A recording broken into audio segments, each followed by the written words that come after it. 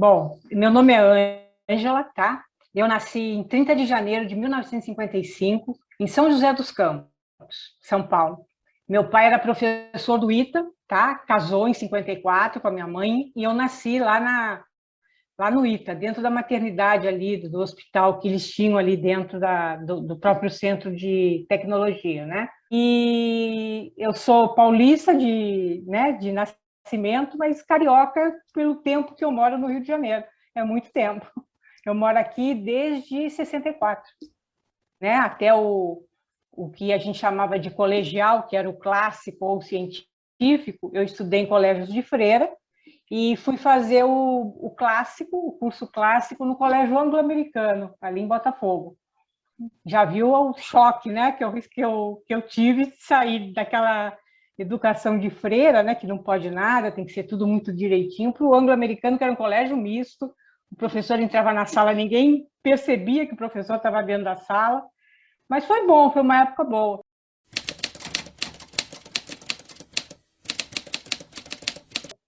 Aí, depois do clássico, fiz o cursinho, o primeiro cursinho que teve integrado junto ao terceiro ano, né? Que foi o cursinho objetivo.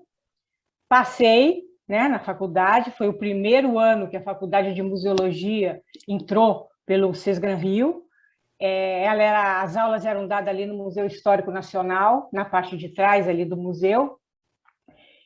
Entraram 90 alunos, era uma turma grande, porque geralmente a turma era pequena, era de 20, 30 pessoas, mas dessa vez entraram 90 pessoas, e era assim uma briga muito grande entre os novinhos e os mais velhos, né?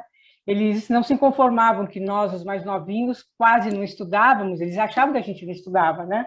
E tirava nota alta, então era uma briga danada. E nós éramos 5 Ângelas, então a gente tinha um grupo das Ângelas, né? Foi muito interessante, foi um aprendizado muito grande. A gente era aquela época que não tinha esses recursos que a gente tem hoje, né, da mídia, de internet, então a gente saía para fazer trabalho, passava horas na Biblioteca Nacional, tirava xerox de livro, porque não tinha os livros, a maioria em alemão ou inglês, era difícil ter, principalmente para a área de arqueologia e antropologia, né? Mas, enfim, foram 3 anos, quase 4, muito bons, muito legais, que deu para aprender muito. O curso naquela época não era o que é hoje, né? A museologia não era encarada como uma ciência, ela era encarada assim mais como um curso de conhecimento daquelas matérias sobre o acervo que você iria lidar. Então, você tinha aula de indumentária, arte sacra, o básico História da Arte, História Geral, História do Brasil. A gente tinha artes menores que englobava sigilografia, heráldica, pintura, gravura, escultura, joalheria, enfim, era uma gama muito grande de matérias que a gente tinha, mas era assim, tudo para a arte, voltado para a arte, não tinha uma metodologia científica nisso, né? O máximo que a gente estudava era a metodologia da pesquisa, que era obrigatório ter, e a gente estudava também educação moral e cívica, que era dada por um coronel do Exército, que ia nos dar aula de moral e cívica. E a faculdade ela era muito engraçada, porque ela tinha professores assim, extremamente dedicados e importantes na área de museologia, né? Terezinha Sarmento, Dulce, acho que é Lutoff, que dava numismática, Ana Barrafato, que era coordenadora do curso, e ela chegava ao cúmulo de arrancar página de livro para mostrar para a gente as pranchas com as fotografias das artes, né, de uma maneira geral. E uma coisa engraçada é que ela era irmã de um almirante, então ela queria colocar na escola o mesmo método da escola naval. Então, tirar a falta pela falta na cadeira, as pessoas tinham que sentar sempre na mesma cadeira, e era por ordem alfabética, então a gente era muito alta, ficava muito alta ali na frente, aquele paredão de gente alta na frente por causa do nome, e as velhinhas até não escutavam, não enxergavam direito, era uma briga danada. E naquela época a gente podia fazer museu artístico e museu histórico. Eu fiz artístico, e quando eu fui tentar fazer no ano seguinte o histórico, não foi mais permitido. O nosso diploma saía pela UFRJ, não era pela Unirio, né? Era um diploma da UFRJ. E o que me levou a fazer museologia? Eu sempre gostei muito, acho que todo mundo, né, da arte egípcia, né? Sempre gostei demais das pirâmides, faraós, sempre li muito, sempre me interessei muito por arqueologia. E não tinha faculdade de arqueologia, teve sempre foi o mestrado ou o doutorado pelo Museu Nacional. E naquela de escolher a profissão, eu ia fazer direito, né? Então, fui para a fila da inscrição com a ideia de fazer direito, ia ser advogada. Aí, lendo o manual do candidato, na última folha estava museologia. E eu comecei a ler, e dentre as matérias tinha arqueologia, tinha antropologia. Aí eu falei, eu fui até com a minha tia. Aí eu falei, não, tia, eu vou mudar, não vou fazer direito, não, eu vou fazer isso aqui. Me inscrevi, cheguei em casa, avisei meus pais, aí meu pai virou para mim assim, tudo bem, a gente apoia qualquer coisa, mas não reclama depois do salário, né? Ou do não reconhecimento da profissão, porque não era reconhecida a profissão, foi só bem atual que ela foi reconhecida. E fui fazer museologia feliz da vida, e com o apoio dos meus pais. Meu pai comprava os livros naquela livraria Leonardo da Vinci, ali no centro da cidade. Então, ele vinha de noite com o pacotinho com os livros de história da arte, enciclopédias, enfim. Foi bom. E meu avô, coitado, morreu pensando que ia ser advogada. Ele nunca entendeu por que uma advogada comprava livro de arte. Mas, enfim, né? Eu acabei a faculdade em 76, eu cursei de 73 a 76. Em 77, no início de 77, a gente não tinha muita probabilidade de emprego, não tinha onde trabalhar. Eu fiz um curso de decoração no Clube dos Decoradores do Rio de Janeiro, para encher o tempo, né? Fazer o quê? E tinha me inscrito num curso de instrumentadora cirúrgica. Pode um negócio desse? Fazer instrumentação cirúrgica para ver se eu arranjava uma colocação no mercado. Aí abriram o concurso, o segundo e último concurso do Estado para museólogo. Aí fui fazer, eu falei, gente, eu não vou passar, porque tem tanta gente que trabalha nessa área há muitos anos, eu sou recém-formada, não tem quase bagagem prática para isso, né? Fui fazer a prova foi ali no MIS, no centro da cidade, ali na Praça 15. Aí, no dia que saiu o resultado, eu comecei a ver de baixo para cima, né? Falei, eu devo estar lá, se eu passei, eu estou lá embaixo. Aí, folhei aquela lista toda, primeira colocada no concurso do Estado, e tive o direito de escolher o museu que eu ia trabalhar. Aí, trabalhei no Museu Histórico da cidade, porque eu morava em Ipanema, e a Gávea era pertinho, e trabalhei lá de 78 até 83, quando eu casei. E aí, porque eu tive que sair do Brasil, meu marido foi fazer um curso de doutorado na França, aí eu tive que entrar de licença sem vencimentos para acompanhar marido. Aí depois eu fiquei na França de julho de 83 a agosto de 87. Aí quando eu voltei em 87, voltei para Brasília, fiquei um ano lá, 1 ano, 2 anos, minha filha nasceu lá, e em 89, 90 eu voltei para o Rio, esperei ela ficar com uns 2 anos, que minha filha nasceu em 89, e com 2 anos eu voltei a trabalhar no Museu Histórico da cidade, né? Eu morava no Jardim Botânico, aí ali a Gávea era melhor, minha filha ia comigo, dormia num bercinho, numa cestinha de palha do lado da minha mesa, e era como é que se diz, a pessoa mais querida naquele museu, que todo mundo cuidava dela como se fosse uma bonequinha, né? Então dava comida, ajudava, aí eu descia na hora do almoço para deixar ela na creche, voltava para o museu e de tarde eu pegava. Aí viemos morar na Ilha do Governador, aí ficou difícil eu ficar na Gávea, né? Aí pedi transferência para o Museu do Primeiro Reinado, Casa da Marquesa de Santos, ali em São Cristóvão. Eu trabalhava com inventário, tá? Com inventário das peças. Eu tinha que datilografar o inventário, que eram umas folhas enormes, naquelas máquinas de carro, máquina de escrever de carro grande, 4 cópias com aquele carbono horroroso, que se você errava, você tinha que apagar 5 folhas, que eram original, mais 3 vias de cópia. Comecei fazendo isso, fiquei a vida inteira fazendo isso, sempre fiquei envolvida com inventário, no final de ano, tendo que fazer aquele trabalho grande de revisão para ver se as peças estavam todas lá. Trabalhava na catalogação das peças, né? Que era um museu que tinha muito acervo, mas a catalogação não estava pronta, então eu fazia a catalogação daquelas peças todas, montava exposição, principalmente mais para o final, na década de 80. Nós começamos a fazer umas exposições temáticas que fizeram um grande sucesso. Uma foi sobre bonecas antigas, que nós reconstruímos uma casinha de bonecas, com aquelas bonecas de porcelana. Depois nós fizemos Não se fazem mais casamentos como antigamente, que eram basicamente fotografias de casamento da década de 10, 20, 30, 40, 50, e inclusive o buquê de noiva que foi colocado na exposição que foi feito ali no Largo da Carioca, no Mercado das Flores, né? Foi dado a mim e eu casei com ele, eu mandei reformar e casei com esse buquê de flor. Fizemos também uma escola antiga, que veio todo o mobiliário daquela escola Corcovado que tinha ali na Urca, né?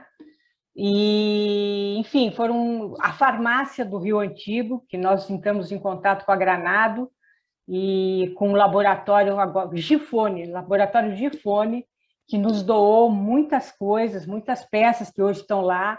Foi a época daquele pró-memória, que começou o problema fazer a catalogação desses instrumentos farmacêuticos, né? Foi legal, foi muito bom. Fizemos uma sobre confeitaria, eu fui buscar as mesinhas e as cadeiras na Confeitaria Colombo, que eles emprestaram no meu carro, trouxe as mesinhas e as cadeiras, aqueles potes grandes de pôr bala também. A Que Bom nos ajudou a fazer sorvetes de massa, empadinha e bolos, pudins. Olha, a gente se divertia muito, se divertia muito. Na exposição de bonecas, algumas bonecas chegaram muito sujas, né? Bonecas antigas sujas. E a gente trabalhava, a nossa sala virou um grande gabinete de costura, porque a gente costurava as roupinhas, restaurava, limpava. E uma vez a diretora resolveu dar banho numa boneca, porque ela estava horrível, estava muito suja. E o dono da boneca chegou querendo a boneca de volta. Aí ela teve que comprar a boneca, porque não dava para entregar a boneca do jeito que a boneca estava toda desmontada. A gente estava tentando restaurar, e até que ficou bonita a boneca. E, enfim, foi esse o primeiro trabalho, basicamente de inventário, catalogação. Eu me lembro que o museu tem uma coleção enorme de xícaras de bares do Rio Antigo, xícarinha de café, mas não estava casado a xícara com pires. Então, eu tirei aquilo tudo do armário, coloquei no chão da sala da direção, ela não podia trabalhar porque era só xícara e pires no chão. E fui casando cada pires com a sua xícara, mudando a numeração. Gente, foi um trabalho do cão, que eram mais de 400 xicrinhas. Mas a gente conseguiu catalogar tudo aquilo, ficou lá guardado, catalogado, conservado. O Museu Histórico da cidade foi recém-inaugurado, né, uns meses atrás. Está com uma bela reserva técnica. A gente não tinha reserva técnica, a gente tinha um depósito, né? Salas onde a gente tinha fichários, armários de aço, e a gente usava também outros armários ali da sala da administração e direção para guardar acervo, né? Não tinha ideia de reserva técnica, era um depósito, tipo almoxarifado, onde a gente guardava de tudo um pouco. E esse trabalho me acompanhou até recentemente, eu ainda cuidava de acervo, ainda catalogava, agora já numa base de dados, de internet, né? Informatizado, diferente daquela época, era tudo na mão, que minhas fichinhas de catalogação eram 3, 4, 5 fichinhas daquelas pequenininhas de papel, grampeadas, e a Neuza Fernandes, que era a coordenadora de museus, até falava: Ângela, menos, é muita coisa, não vai dar, tem que ser numa fichinha só. E é aí que a gente vê a importância da catalogação, a maneira que você descreve o objeto, né? Porque é por ali que a pessoa às vezes vê o objeto pela sua descrição, pela descrição que você fez, né? E isso é importante no inventário, porque o inventário geralmente é uma linha só, onde tem que estar caracterizado aquele objeto. Então, a gente pega muito assim, vou dizer, uma parte de equipamento, armário de aço cinza com 2 portas. Tem 300 armários cinzas, né, com 2 portas, fica difícil de você saber. Então, por isso que a gente tenta ser o mais prolixo possível na descrição, porque em caso de roubo também é aquela descrição que vai ajudar a recuperar a peça. Então, foi sempre assim, em todos os museus que eu trabalhei, uns com mais acervo, outros com menos, né? O Museu da Cidade tinha muitas peças, eram mais de 15 mil. O Museu do Primeiro Reinado tinha pouquinho, eram 400 e poucas. Hoje ele tem um pouco mais por causa do acervo de moda que ele incorporou, né? E depois do Museu da Cidade, eu fui trabalhar no Museu do Primeiro Reinado. Depois, quando o Museu do Primeiro Reinado fechou, ficou o Museu da Moda, aí ficou meio difícil a convivência, né, com as pessoas que trabalhavam nesse museu. Aí eu pedi para ser transferida, me transferiram para a Secretaria de Cultura. Eu não gostava de trabalhar em gabinete, não era a minha área, ficar sentado o dia inteiro num gabinete, não era isso, eu estava acostumada a lidar com acervo. Fui trabalhar no Museu dos Teatros, que funcionava ali em Botafogo, quase em frente ao cemitério, né? Que também já estava fechado e estava sendo transferido o seu acervo para o Teatro Municipal. Então, eu fechei o Museu dos Teatros, levei todo o acervo para o Teatro Municipal. Aí fui trabalhar na Casa Oliveira Viana, em Niterói, e lá também a casa estava fechada, mas aí por problemas estruturais, que a casa tem muito problema de quando chove entra muita água pelo telhado, que foi um telhado mal estruturado, muito com as calhas muito pequenas que não dão vazão da água, então a água entra. Hoje ele está sendo retomado, ele está com atividades, mesmo que remotas, estão tentando voltar com ele, abri-lo, né? Queriam fazer um convênio com a UF para ver se conseguia torná-lo um centro de pesquisa. Enfim, são os percalços que a gente tem, né? Mas ele continuou comigo, lá ele continuou fechado, aí de lá eu fui transferida para o Museu do Ingá, onde fiquei aqui até a pandemia, que aí a gente trabalhou de casa, e eu durante esse ano, então, entrei com o processo de aposentadoria e me aposentei no dia 3 de agosto de 2021.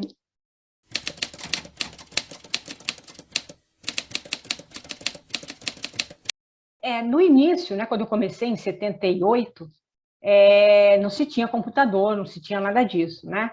Mas eu acho até que as dificuldades eram menores. A gente conseguia um apoio maior do Estado, era separado, tinha a Fundação de Museus e a Fundação de Teatros, né? Era a antiga FEMURG, Fundação Estadual de Museus. Então, a gente tinha um apoio maior, a gente tinha dinheiro, a gente reformava. Só comigo lá no Museu da Cidade teve 2 reformas, grandes reformas de telhado e piso e esquadrias, né? Porque é a casa antiga, casa velha, dá problema de cupim, dá problema de manutenção de cano, uma série de coisas mas que a gente tinha como contornar, né? Tinha associação de amigos que era muito atuante, né? Era o doutor Bulhões, ele gostava muito do museu, então ele ajudava muito nas obras, ele comprava muito acervo, e eu não via dificuldade, era um trabalho manual, era um trabalho de dia a dia, mas que andava, fluía, tá? A gente tinha equipe da semana e equipe de final de semana, então era os plantonistas do final de fim de semana não trabalhavam durante a semana, a não ser o técnico, né? Mas tinha guarda de sala suficiente, não tinha vigia noturno, porque a violência era menor, mas ele agora está cedido à prefeitura, então tem também o apoio da Secretaria de Cultura do município, que conseguiu, eu acho que foram quase 15 anos de obra, e conseguiu abrir ele agora ao público, deve estar bonitinho, não fui, estou para ir para ver como é que está, o acervo dele é muito bonitinho, um acervo rico também, e que vale a pena ser visitado. Nos demais museus, aí que começou, quando eu estava no Museu da Casa Marquesa de Santos, aí foi aí que começaram os problemas, faltava dinheiro, faltava apoio do Estado, faltava incentivo, a casa da Marquesa, onde estava o museu, era uma casa que precisava ser restaurada, Depois que ele fechou, é que a gente começou a ver os problemas, porque um museu fechado é muito difícil reabrir, né? Mas nós conseguimos reabrir, fizemos a exposição, porque a gente tinha, no Museu do Primeiro Reinado, a gente tinha um problema muito sério. Era a casa da amante do imperador, né? Então, como é que a gente vai mostrar, por exemplo, para estudante, crianças pequenininhas que visitavam a casa da amante do imperador? Como é que fica? Como é que vai entender isso, né? Como é que a criança vai receber e tentar explicar para ela mesma um imperador que tinha uma esposa, mas tinha uma namorada que tinha uma casa daquele tamanho, né? Então, o que a gente fazia? A gente, nessas visitas, a gente mostrava como era o viver no século XIX, né? O tamanho das casas, o tamanho das janelas, o número de cômodos que uma casa tinha, a maneira que se comia, né? Falava na escravidão, que tinha que falar, não tinha jeito. E isso tudo fez com que a gente fizesse a reabertura da casa, não como a casa da Marquesa de Santos, mas como uma casa, um solar nobre do século XIX. E deu muito, na época, deu muito certo. A gente manteve o quarto dela, com as poucas peças que a gente tinha dela ali na casa, porque ali a casa é o principal acervo, né? E deu muito certo isso. A gente fez os 150 anos da Princesa Isabel, a cerimônia lá na casa da Marquesa de Santos, foi uma cerimônia muito bonita. Enfim, a gente, nesse ponto de exposição, a gente conseguiu muita coisa. A gente tinha a associação do bairro ali de São Cristóvão, a Câmara Comunitária de São Cristóvão, a gente usava muito o Museu Nacional para fazer exposição lá, tá? Para o museu não morrer enquanto ele estava fechado, e depois que ele abriu, a gente continuou com essa parceria, e eram coisas assim muito bacanas que a gente desenvolvia. Por exemplo, os estagiários eram muito colaborativos. Então, às vezes, a gente, com o Teatro Municipal, a gente conseguia fantasia, e os estagiários, no final de semana, se fantasiavam de Dom Pedro e de Marquesa. Então, você estava visitando, de vez em quando aparecia Dom Pedro no andar de cima, falando, ô, Domitila, não sei o quê, não sei o quê. Ou então ele saía e ia tomar café no bar da esquina, fardado, e falando no telefone de celular, sabe? A gente desenvolveu um circuito do bairro Imperial, que é o circuito da Semana de Museus, que é feito até hoje, não teve por causa da pandemia, né, em 2020 e 2021, que é visitar todos os museus de São Cristóvão, porque é o bairro que mais tem museu. É o Museu da Casa da Marquesa, era o Museu Nacional, era o Batalhão de Guardas do Imperador, o Museu de Astronomia, o Museu da Maçonaria, o Museu do Vasco da Gama.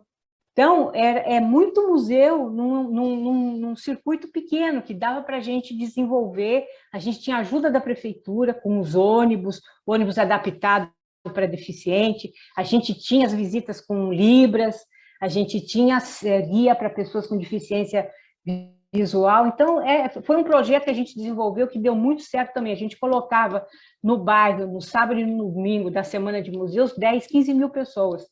Foi a partir de, acho que 2012, a primeira vez que a gente fez, e veio até 2018, até o incêndio do Museu Nacional, mas 2019 ainda teve, o pessoal visitava só a Quinta da Boa Vista, o parque e o zoológico, né? Mas aí acabou por causa da pandemia. E a gente levava muita gente, eram 15 mil pessoas no final de semana, os museus, o ônibus passava nesses locais, ia colocando e pegando as pessoas para levar para os outros museus. E todo museu tinha atividade, tinha visita mediada, enfim, tinha essas encenações, foi uma coisa que deu muito certo, e eu espero que o ano que vem eles consigam reeditar o circuito do bairro Imperial, como a gente chama, e pelo qual eu tenho muito carinho. E a partir daí, do Museu do Primeiro Reinado, é que a gente começou a ver a dificuldade de se trabalhar, né? Faltava tecnologia, faltava aparelhagem, faltava o básico, gente. Às vezes faltava papel higiênico, você tinha que levar papel higiênico de casa, porque não tinha, o Estado não dava, né? Computador tinha, mas não tinha tinta, nem impressora, nem papel para imprimir os documentos. Ou você comprava com o seu dinheiro, ou você se valia de uma associação de amigos que no cerne dela não é para fazer isso, né? Uma associação de amigos é para apoiar o museu nas atividades culturais, na conservação do acervo, na pesquisa daquele acervo, né? E não para ficar comprando papel higiênico, água, né? Então, foi tempo difícil, e isso foi se alastrando, até que culminou o Estado. Quando eu entrei no Estado, eram 9 museus, sobre a égide da FEMURG, hoje FUNARG. Hoje só tem o Museu do Ingá aberto, né? Os outros estão fechados, o Museu Parreiras está fechado, aguardando obra, a Casa de Oliveira Viana está fechada, a Casa de Casimiro de Abreu passou para a Prefeitura de Casimiro de Abreu, a Cantagalo, a Casa de Euclides da Cunha, está com a Prefeitura de Euclides da Cunha, de Cantagalo. Museu dos Esportes, lá no Maracanã, passou para Suderge, né? O Museu do Primeiro Reinado fechou, né? Quer dizer, fechou e não virou outra coisa, porque ficou naquele limbo. Ele não é nem Museu da Casa da Marquesa de Santos, nem Museu do Primeiro Reinado, nem Museu da Moda, porque não conseguiu emplacar, né? Ele teve uma restauração iniciada pela Fundação Espírito Santo de Portugal, que conseguiu restaurar a alcova da Marquesa e o quarto dela, que nunca ninguém viu, porque não abriu mais para o público. E no meio do caminho mudaram a razão social do museu, né? Passou a ser Museu da Moda, e teve um entrave aí, porque a Fundação disse que estava restaurando o Museu do Primeiro Reinado e não o Museu da Moda. Então, parou tudo ali, a gente nunca mais conseguiu, o Estado não conseguiu dinheiro, é uma obra cara, porque a casa é toda pintada, então é restauração de pintura, de estuque, do teto até o rodapé de pintura, então realmente é uma restauração cara que requer especialistas, né? Enfim, o único museu que está aberto ao público é o Museu do Ingá, né? Trabalhei lá de 2013 até 2021, né? No início, mais na administração, porque eu sempre fui mais também para esse lado do administrativo, da gestão de museus, né? Eu tenho o meu lado de museóloga, eu não sou uma museóloga daquelas chatas que não pode, não faz isso, não faz aquilo, né? Eu sou mais assim, mais light, vamos dizer assim. Vou até dizer aqui uma coisa que eu não sei nem se eu devia falar. Quando eu tinha aula no Museu Histórico Nacional, a gente tinha aula em loco, nas salas do Museu Histórico Nacional. Aí, uma vez, a gente passou pela sala lá que tem o trono de Dom Pedro I. Pergunta se eu não sentei no trono de Dom Pedro I. Eu falei, não posso perder essa chance. É agora ou nunca, né? Enfim, eu acho que a gente tem que ter um certo discernimento, nem tanto ao mar, nem tanto à terra, né? Porque eu acho que o acervo a gente tem que expor. O acervo é para as pessoas verem, não é para ficar guardado numa reserva técnica, escondido de todo mundo, né? Com certas técnicas, com certos métodos, a gente consegue expor até a peça mais fragilizada possível. A gente consegue, por pouco tempo, que o público veja aquela peça e por que ela é frágil, por que ela está fragilizada e não fica tanto tempo em exposição.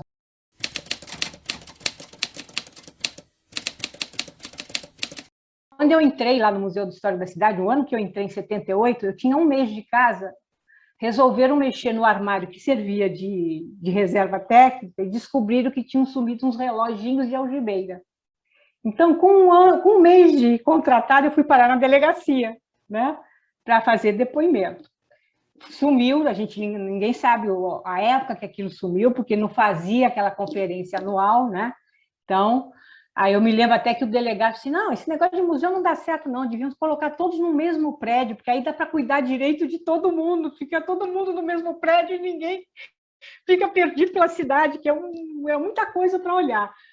No Museu do Primeiro Reinado, roubaram um quadro, um faquinete pequenininho, com a vista da Igreja da Glória.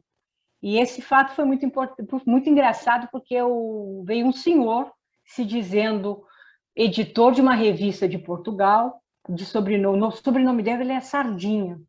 Depois é que a gente foi lembrar que Sardinha foi aquele bispo que foi comido pelos índios lá no Nordeste.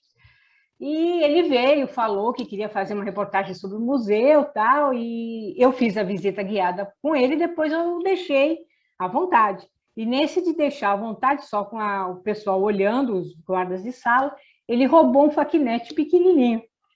Ângela, de novo, na delegacia de polícia, para dar, né, pela falta do quadro. A partir daí que a gente instituiu, aliás, o museu já fazia rondas diárias, na hora que abria e na hora que fechava. Foi por isso que a gente percebeu que o quadro não estava mais na parede. Porque foi fazer a ronda, cadê o quadro? O quadro estava aqui de manhã, como é que o quadro não está aqui de tarde, né? Mas recuperamos, o senhor devolveu, contou uma história assim, escalafobética, mas ele devolveu. Problema de acervo, eu tive um problema com leque lá no Museu da Cidade, que teve um senhor da família Guilhem que doou um leque de plumas cor-de-rosa. Só que de tanto ficar exposto de cor-de-rosa, ele não tinha mais nada, ele ficou branco. E o senhor cismou que não era aquele leque, de maneira nenhuma era aquele leque, que eu estava mentindo. Eu tive que fechar a sala, abrir o armário, mostrar para ele que por dentro o leque ainda era cor-de-rosa, né?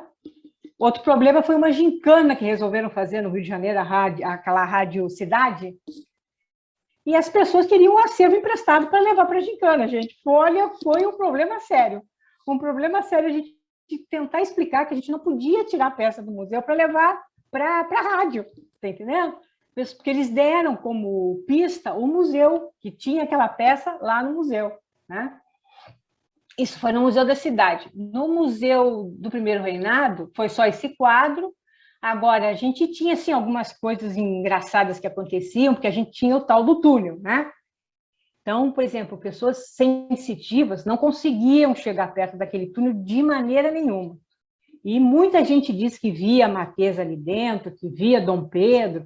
Eu não podia aparecer, de repente, o pessoal falava, nossa, a senhora é a cara da Marquesa de Santos. Eu falei, gente, eu mereço, né? O túnel, né? Diz a lenda, e no caso da casa, a lenda é mais forte que a história, porque não tem como você apagar, que Dom Pedro teria pedido para construir, para abrirem esse túnel, para ele poder entrar na casa sem ser visto.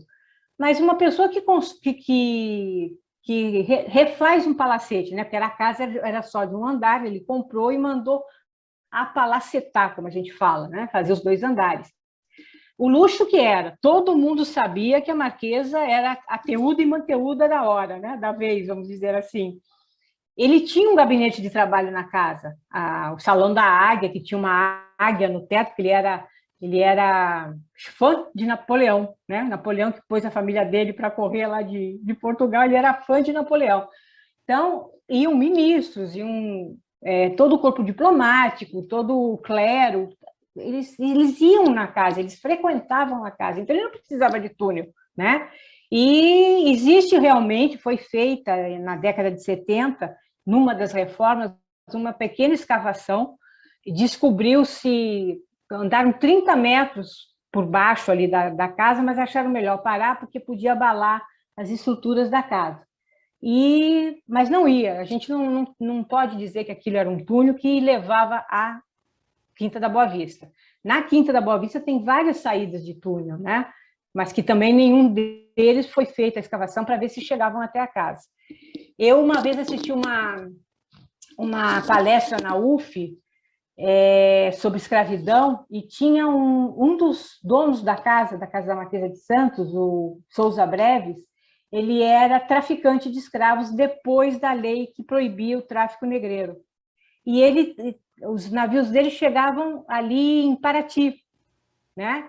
E ele trazia os escravos escondidos por mar até ali São Cristóvão, na praia, ali perto da igrejinha de São Cristóvão, no Caju, e naquela hora me bateu assim uma ideia, vai ver que o túnel quem fez foi ele, o túnel ia até o cais ali, para ele poder entrar com os escravos, deixava ali embaixo numa senzala e vendia depois, né? Já que o tráfico era proibido. Mas não tem jeito, as pessoas vão lá para ver o túnel, que eles querem ver o túnel de qualquer jeito. E quando a gente abriu a casa como solar do século XIX, a gente fez uma encenação ali de espelhos e luzes que dava realmente a ideia de que era um túnel. Não tem como apagar, então ou a gente embarca na lenda e tira fruto disso, ou então a gente tinha que fechar e apagar de vez essa história do túnel. Mas eu acho que tem que ter sempre um pouquinho de mistério, né? De coisas assim, não digo sobrenaturais, mas coisas assim que chamem mais atenção. Mas ali na casa era um problema sério, as pessoas não gostavam de chegar muito, quem era sensitivo não conseguia chegar perto daquele túnel. E eu acho que era por causa desse problema da escravidão, né? Do tráfico, enfim, devia ter alguma coisa ali de energia que emanava e que as pessoas não aguentavam, né? E tinha um descendente, eu acho que ele era tetraneto da Marquesa de Santos, que ia na casa todo mês, ficava em frente à reprodução do quadro dela, que a gente tinha, chorava, chamava a Marquesa de vovó, uma vez levou a filhinha pequenininha, olha só a vovó, fale com a vovó, essas coisas de museu, sabe, essas histórias assim de museu.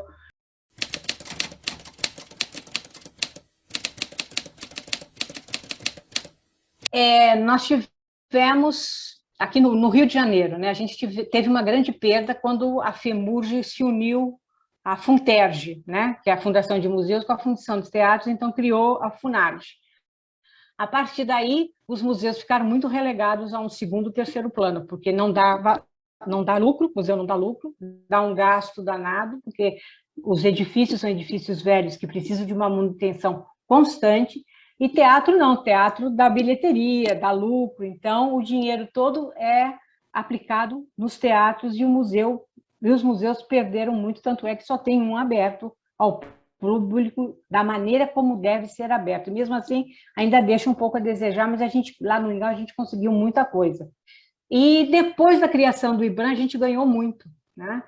No primeiro governo do Lula, com a criação do IBRAM, com José do Nascimento, a gente teve uma visibilidade enorme, com o reconhecimento da profissão, com o reconhecimento do papel educativo e de pesquisa dos museus. A gente teve um salto enorme em tecnologia, em capacitação, em profissionalismo, porque até então a gente fazia as coisas meio assim, no meio do... Será que vai dar certo? Vamos tentar fazer assim, né? Era quase que instintivo, né? A gente intuía que podia dar certo, então fazia. Mas a partir da criação do IBRAM, a gente teve um salto de qualidade muito grande, aí a gente se profissionalizou como entidade, como instituição, como profissão, né? Hoje a gente está meio caído, né? O IBRAM perdeu a força, o IFAM perdeu a força também, as pessoas que estão sendo colocadas não têm a mesma visão que os anteriores tinham, não vê patrimônio como uma coisa importante, não vê a cultura como uma coisa importante. É um país muito jovem, né? 600, 700 anos de história não é nada, né? Se a gente for comparar com a Europa, e se a gente deixar morrer, vai ser muito pior depois tentar recuperar. Então, eu acho que a gente agora tem que parar um pouquinho com a capacitação tecnológica, vamos dizer assim, e apoiar na capacitação dos profissionais que estão à frente dessas instituições, que são eles que vão retornar com o museu, com a visão que tinha lá com a criação do IBRAM. A gente começou a ser extremamente respeitado lá fora. Nós criamos normas, diretrizes, protocolos que eles não tinham, tá? Os mais à frente era a Espanha e França. E eu me lembro que o Nascimento trouxe muito conhecimento, principalmente da Espanha, e aplicou aqui no Brasil, e deu certo, tá entendendo? Deu certo que, primeiro, as pessoas aderiram, as pessoas fazem porque gostam.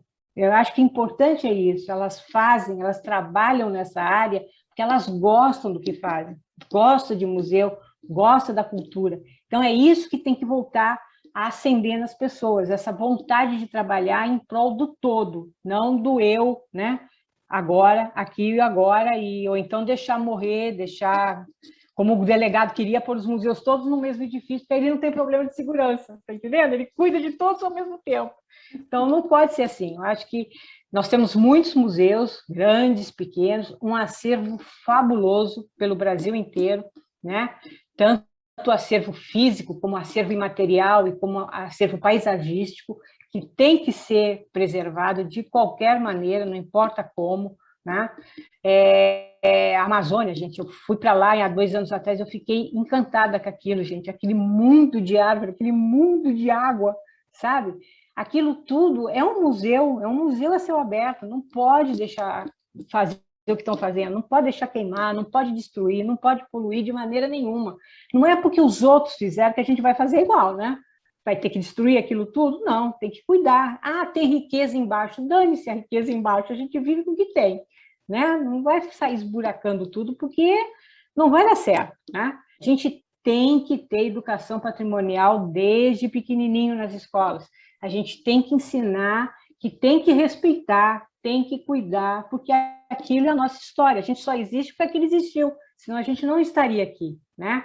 E a importância de guardar, a importância de expor aquilo para as pessoas, a importância de estudar cada objeto daquele que a gente guarda, com tanta dificuldade, às vezes, de material de conservação, de práticas de preservação preventiva, né? Que é tão difícil as pessoas entenderem porque que a gente vai cuidar de um lápis daquela maneira, que tem que estar todo cuidadinho, né? Dentro daquela caixinha. Não, gente, não vai. Nós temos um clima que não ajuda, né? Cada lugar é um microclima diferente. Eu lá no Museu do Ingá, eu tinha dificuldades dentro da própria reserva técnica, no andar de cima não era o mesmo clima do andar de baixo, né? Então, tudo isso é muito difícil você fazer medição de temperatura com esses termohigrômetros pequenininho de pilha, aí não tem dinheiro para comprar pilha, o negócio não tá marcando direito, você tem que só fazer a média. Então, são essas pequenas coisas que, às vezes, minam as pessoas. As pessoas falam, não, chega, gente, não dá para trabalhar desse jeito, né? A gente precisa de apoio. Mas eu acho que a gente tem que perseverar.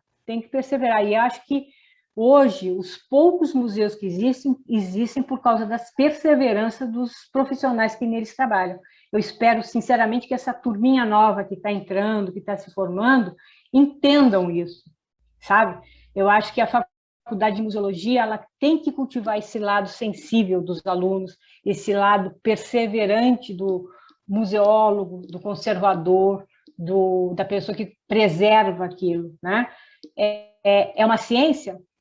Pode ser uma ciência, mas eu acho que ela é, antes de tudo, humana, é humanidade, né? Porque é sentimento, o objeto te traz sentimentos, te traz emoções, né? Eu acho que é um privilégio você ser museólogo, porque você pega na mão a história, né? Você trata com a história diariamente, você consegue materializar aquilo, você vê na sua frente a história como ela aconteceu, como ela é, às vezes, contada certa ou errada, mas você pega na história, né? E cada peça que a gente pega, cada peça que a gente toca, eu acho que fica um pouco. Para mim, todas são importantes, todas são fantásticas, né? Todas me passaram sempre muitos sentimentos. Inclusive, tinha um vestido, esse passou, inclusive, físico, porque tinha um vestido que era atribuído à Marquesa de Santos. E quando eu abri esse vestido lá no Museu da Cidade, eu coloquei o vestido na minha frente, assim, né? Olha que bonitinho o vestido. Gente, peguei uma ziquezira no rosto, fiquei com umas bolotas no rosto, falei, caramba, gente, não pode ser assim. Né? Porque naquela época a gente pegava sem luva, não punha máscara, não estava nem aí. Hoje em dia a gente já tem todos esses procedimentos normatizados, não pode pegar, não porque possa fazer mal, você que vai fazer mal para o objeto, não é o objeto que vai te fazer mal, né? Então, o teu suor, sua respiração, isso tudo influi no dia a dia do objeto. Por isso que a gente tem que pegar com luva, tem que estar de máscara, enfim, esses procedimentos que hoje são normais, né? Luva, máscara, a gente está com máscara aí o dia inteiro, o tempo todo.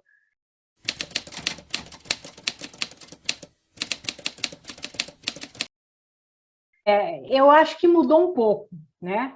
Antes as pessoas quase não frequentavam o museu, porque achavam o museu um lugar de coisa velha, né? De gente chata. Então, coube ao museu se reinventar. Então, a gente tem as exposições, mas a gente tem todo um trabalho do educativo, tem todo um trabalho de pesquisa que ampara as nossas exposições e o nosso dia a dia. Então, com isso, a gente ganhou. Então, não é só a exposição, é a exposição, mas é uma explicação, é uma atividade, é um show de música, é uma banda, é um teatro, né? É uma encenação. A gente, por exemplo, na Casa da Marquesa de Santos, a gente tinha uma vez por mês o chá da Marquesa, que era uma sensação, porque era um buffet que mandou fazer as xícaras com o monograma dela, então você pagava o ingresso e levava a xícara para casa da Marquesa de Santos, né? tem a lojinha, tem os livros, tem toda uma... Por exemplo, o Museu do Ingá, ele ainda tem, mas está desativado, um centro de referência da história fluminense. E a historiadora que coordenava, Andréa Tello, ela publicou vários livros sobre Amaral Peixoto, sobre a política fluminense, tudo enquanto Niterói era a capital do estado, né? Depois a fusão, a finalização do estado da Guanabara. São assuntos áridos, né? Extremamente áridos para você trabalhar, mas que ela conseguia, através dos seminários que ela promovia, com o convênio que a gente tinha com a UF, com a publicação desses livros, fazer o assunto mais palpável, né? A gente achava que não ia ter público, mas a gente tinha para a gente, às vezes, 20 pessoas, vocês vão falar, nossa, 20 não é nada, para a gente é uma multidão, tá entendendo? 50 visitantes num dia, a gente comemorava de dar pulinho, né? Porque é muito difícil trazer o público para o museu. Eles estavam começando a vir quando teve a pandemia. Aí para tudo, né? Quem teve como desenvolver a parte virtual conseguiu se manter. Quem não tinha técnico nessa área, teve que se virar, como a gente fez lá no Museu do Ingá, teve que se virar, a gente não sabe trabalhar com as mídias, a gente não tem profissional, então a gente fazia o dia a dia mesmo, era expor, fazer uma fotografia do acervo, contar um pouquinho de história, fazer uma entrevista, fazer uma live, mas não é o que os grandes museus faziam, né? Então a gente, aí ficou com uma defasagem muito grande, mas a gente tentou, até a gente voltar a abrir em setembro do ano passado. Abrimos com uma exposição sobre as mulheres, a gente fez a dos brinquedos, mas tivemos que fechar, porque a gente inaugurou em novembro de 2020 e em março a gente fechou, de 2021, né? Então, poucas pessoas viram essa exposição. Mas eu acho que mudou, sim, mudou um pouquinho a cabeça. Eles já não pensam mais que museu só é museus de fora, ou os grandes museus, mas você tem que saber chamar, porque senão eles não vão. Então, não adianta você abrir um sábado e um domingo, só abrir. Você tem que ter atividade. Tem que ter atividade principalmente para as crianças, e que envolva os pais, que envolva a família, tá? Não pode ser só também uma coisa só para criança, ou uma coisa só para a terceira idade. Tem que ser para o que a gente chama de família. É todo mundo, é um pacote só, com várias atividades, é a maneira de trazer, e agora a gente tem toda a parte virtual que a gente tem que desenvolver também, né? E o que é uma coisa também que eu ia tentar implementar lá no museu era as visitas à reserva técnica, porque todo mundo fica, né? Nossa, a reserva técnica é um lugar fechado, é um bunker, a gente não entra, não sei o quê. Não, pode entrar sim, tem que entrar, porque tem que ver o trabalho do bastidor, o que a gente faz, porque você trabalha em museu, você faz o quê? Né? O dia inteiro? Não, o dia inteiro é o dia inteiro, e se bobear, ainda passa a noite inteira trabalhando, né? Porque tem que cuidar, tem que abrir, tem que arejar, tem que fazer a verificação, e olha isso, e olha aquilo, e a temperatura, a umidade, abre janela, fecha janela, liga ventilador, desliga ventilador. É uma atividade grande. Então, essas visitas às reservas técnicas que a gente ia tentar começar a implementar, era uma ideia também de trazer o público, de chamar o público, né? Fazer pequenas exposições dentro da reserva, fazer com que as pessoas façam assim, tipo uma caça ao tesouro, que culmine com uma ida à reserva técnica. Tudo bem que não pode ser todo dia, toda hora, tem que ser um dia marcado, número de pessoas limitado, mas as pessoas aprendem e entendem o porquê daquilo, né? Eu acho que mudou sim. Tivemos uma parada aí por causa da pandemia, mas eu acredito que se a gente vai tirar uma boa lição disso tudo, a gente vai saber que não adianta ficar fechado nas quatro paredes, não, a gente tem que ir à rua, o museu vai à rua e trazer a rua para dentro do museu.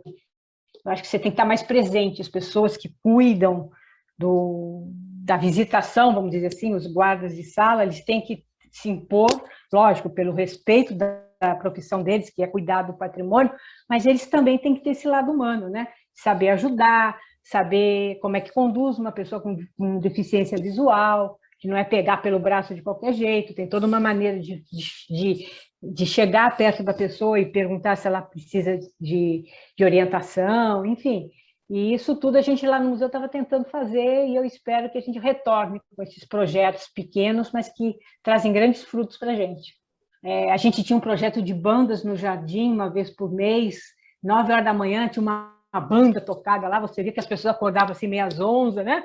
Desciam para ver a banda, o pessoal que estava fazendo compra entrava para ver a banda, tudo de graça, era tudo na amizade que a gente trazia, mas fazia sucesso. Então, eu acho que é por aí, a gente não pode parar. A gente teve muito contato com a comunidade do entorno, a gente fez batalha de rimas, festival de passinho, e teve feira de artesanato dos moradores do Morro do Estado, que são os nossos vizinhos, né, do fundo. Enfim, e a gente só ganhou com isso, a gente não teve perdas, a gente só ganhou. Então, eu acho que tem que continuar, que uma hora a gente chega onde a gente quer, né? Museu reconhecido, museu como um ponto de referência ali no bairro, um museu que as pessoas gostem de ir de manhã para ler o jornal, para sentar no jardim, tomar sol, enfim. Era muito bom para quem trabalhava, para quem acolhia, né? E o muito obrigado das pessoas, gente, eu acho que isso não tem preço, né? O obrigado, poxa, vocês foram fenomenais, é isso mesmo, a gente continua, se precisar de ajuda, eu estou aqui, eu ajudo no que for possível. Isso não tem como você pagar, você avaliar isso para a pessoa, que eles sabem o esforço que foi você fazer aquilo num país que não liga, né? Não tem tradição nessa área.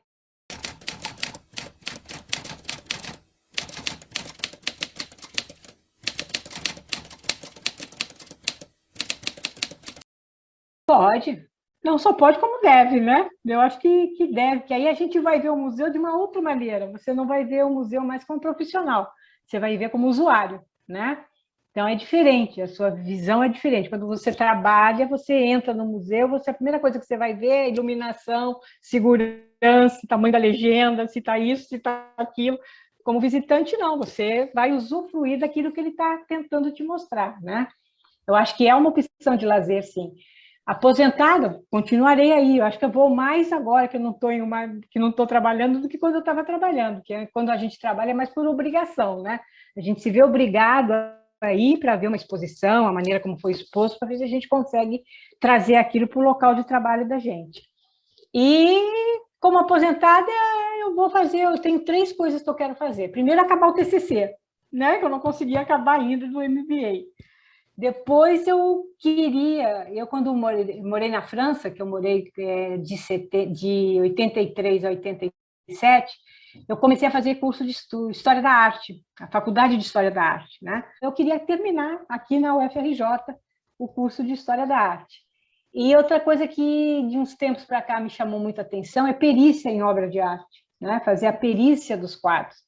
E tem um curso na Faculdade de Santa Úrsula de perícia de obra de arte, que dura 2 anos e meio, é uma vez por mês, presencialmente. Vou ver se eu consigo fazer, parece que o ano que vem vai ter híbrido, né? Presencial e online. Vamos ver se eu consigo fazer, enfim. E no mais é curtir mesmo. A gente nunca perde os fiozinhos que ligam a gente, né? Por exemplo, o Museu da Cidade vira e mexe, pergunta alguma coisa, eu vou lá ver com eles alguma coisa, o Museu da Casa Marquesa de Santos também, enfim, a gente fica sempre com um pezinho lá e um pezinho cá, né? Não tem como se desprender, como se descolar disso de uma vez por todas. Eu acho que sempre fica um pouquinho, e é bom que fique, né? Porque a gente, afinal de contas, foram 44 anos quase dedicados aos museus do estado do Rio de Janeiro, então não é pouco tempo, não, é muita coisa. E fica muito, e a gente está aqui para ajudar. Então, eu acho que nisso tudo fica a perseverança, o respeito, né? E a afetividade que tem que coroar isso tudo, para que a gente faça da museologia e faça dos museus do Brasil que os nossos museus sejam tão reconhecidos como são lá fora. Nós temos coisas muito ricas, gente. É outra riqueza, tá entendendo? É outro tipo de riqueza, é outro tipo de civilização. Então, a gente tem que aprender a valorizar a arte popular, por exemplo, né? A arte indígena. Eu trabalhei nesse tempo da pandemia na coleção de arte popular do Museu do Ingá, Gente, é de uma riqueza aqueles bonequinhos, o que, que eles querem dizer, cada bonequinho daquele, cada grupo escultórico de um Bumba Meu Boi. Gente, é muita riqueza de informação, então isso tudo tem que passar, a gente tem que dar valor, não é porque é um bonequinho de barro, não, não é um bonequinho de barro, é muito além de um bonequinho de barro. Não tem nem como comparar o bonequinho com uma tela de Van Gogh, não tem como comparar, mas é a mesma riqueza, né? É a mesma riqueza e a gente tira deles os mesmos conceitos e os mesmos valores que tira do Van Gogh, você vai tirar do bonequinho de barro. Então, é isso que a gente tem que aprender. A gente tem uma riqueza nossa, característica nossa, que a gente tem que saber explorar. E cabe aos museus fazer isso, com a arte vinda de fora ou com a nossa arte colhida aqui no nosso dia a dia. Porque tem muita coisa a contar, tem muita história a ser descoberta ainda, tem muita coisa a ser colocada no lugar certo e na hora certa.